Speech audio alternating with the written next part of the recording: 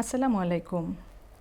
অনেক বাবা মাই আমাদের চেম্বারে আসেন যে তার বাচ্চাটির বয়স 1 বছর অথবা 1.5 বছর অথবা 2 বছর, কিন্তু সে তার বয়স অনুযায়ী সঠিকভাবে কথা বলতে পারছে কিনা এটা তারা বুঝতে পারছেন না। তাহলে আমাদের প্রথমেই জানতে হবে যে আসলে স্বাভাবিক কথা বলার সময় কোনটি। প্রথমত বলবো যে 2 থেকে 3 মাস বয়সে একটি বাচ্চা শব্দ করবে মুখ দিয়ে, অথবা হাসবে, অথবা আ আ কু এই ধরনের শব্দগুলো করবে। 4 থেকে 6 মাস বয়সে বাচ্চা মুখে কোনো অস্ফুট বুলি আসতে পারে, অথবা মুখ দিয়ে কলকল শব্দ করতে পারে, যেটিকে আমরা ব্যাবলিং বলে থাকি।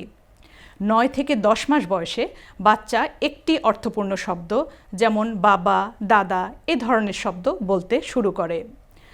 12 মাস বয়সে গিয়ে এই বাবা, দাদা এই ধরনের অর্থপূর্ণ শব্দ ছাড়াও আরও 2-3টি অর্থপূর্ণ শব্দ সে বলবে।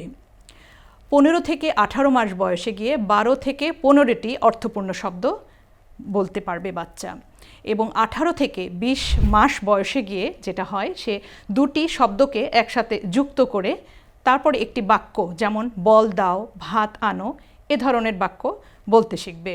তাহলে কখন একজন অভিভাবক হিসেবে আপনি উদ্বিগ্ন হবেন?